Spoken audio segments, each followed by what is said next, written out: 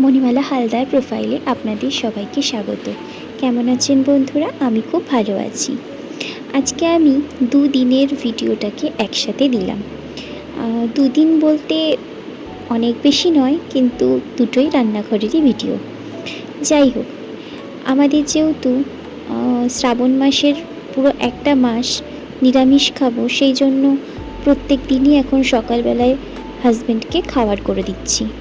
তো রুটিটা তো কমন বিষয়, রুটিটা দেবো অথবা পরোটা বা লুচি, কিন্তু সঙ্গে তরকারিটা কী দেবো, এটা ভারী চিন্তার বিষয়। কারণ সবসময় আলুর তরকারি যে ভালো লাগে এরকমও ব্যাপার নয়। সেই জন্য আজকে রুটির সঙ্গে ওকে দিলাম পটল আর গাজর ভাজা।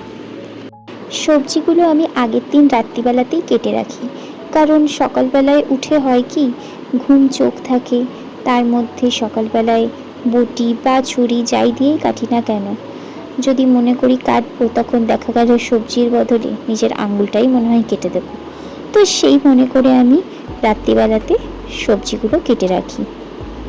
তো আটাটা আগে মেখে রাখতাম, মেখে ফ্রিজে রাখতাম। তারপর শুনেছি নাকি আটা ফ্রিজে মেখে রাখতে নেই, সেটা নাকি অত হাইজেনিক হয় না। তো যাই হোক, আমি আটাটা আর ফ্রিজে মেখে রাখি না। আর তাছাড়া যেহেতু আমাদের ফ্রিজ নিরামিষ নয়, সেই জন্য প্রশ্নই ওঠে না এই শ্রাবণ মাসে ফ্রিজে কিছু রাখার। তো সকালবেলায় আটাটা মেখে সবার প্রথমে ওকে কটা রুটি করে ছেড়ে দিই। আজকে যেহেতু শ্রাবণ মাসের পয়লা, তো সেই মনে করে গতকাল আমি পায়েস করে রেখেছিলাম, কারণ আজকে থেকে আমাদের পুরো নিরামিষ। আর পায়েসটা যে দুধটা দিয়ে করেছি সেটা ফ্রিজে রাখা ছিল, তো সেই জন্য আমি কালকেই পায়েস করে সেটাকে রান্নাঘরে রেখে দিয়েছিলাম। সকালবেলায় আমি নিচে নামিয়ে রেখেছি। রুটি করে আগে ওকে আমি ছেড়ে দিলাম, এরপর বাকি রুটিগুলো আমি করে নিচ্ছি। বাকি রুটি করার পর আমি রান্নাঘরটাকে পরিষ্কার করে নিলাম, কারণ রুটি করলে রান্নাঘর ভারী নোংরা হয়, আটার গুঁড়ো চারিদিকে ছিটিয়ে থাকে। আর সেই ছড়ানো রান্নাঘরে পরবর্তী রান্নাগুলো করতে ভারী অসুবিধা হয়। অনেকেই আছে হয়তো ভাববে যে একবার গ্যাস মুছলো, আবার রান্না করে আবার গ্যাস মুছবে, কিন্তু আমি মনে করি রুটি করার পর অন্তত গ্যাসটা পুছে তারপর পরবর্তী রান্নাগুলো শুরু করা উচিত। কারণ ওই আটার গুঁড়ো পড়ে থাকবে, তার মধ্যে রান্না করতে ভীষণ বাজে লাগে। তো আমি এরপর চালটাকেও ধুয়ে নিলাম। চা সকালবেলায় প্রথমেই আমি করিনি, কারণ চা আমার বর খায় না, লিকার চা। আমি, আমার দাদা শ্বশুর আর আমার শাশুড়ি মা খায়। তো আমার শাশুড়ি মাও এখন শুয়ে আছে, দাদা শ্বশুরও শুয়ে আছে। তো সেই কারণে আমি এখন চাটা বসালাম, যাতে ওনারা উঠলে গরম চাটা পায়। তো আমার চা করাও কমপ্লিট হয়ে গেছে।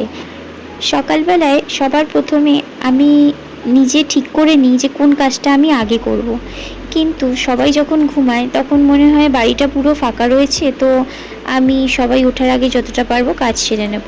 তো সেই মনে করে একবার ভাবি যে আমি রান্নাঘরের কাজটা কমপ্লিট করব, একবার ভাবি যে না আমি কাচাকুচাটা কমপ্লিট করব। এই ভাবতে ভাবতে আমার সময়টা পুরো একদম বেড়েই চলে।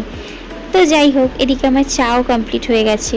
চাটা আমি দাদা শ্বশুরকেও দিয়ে আসবো, আর আমার আর মায়ের চাটা আমি নিয়ে যাব।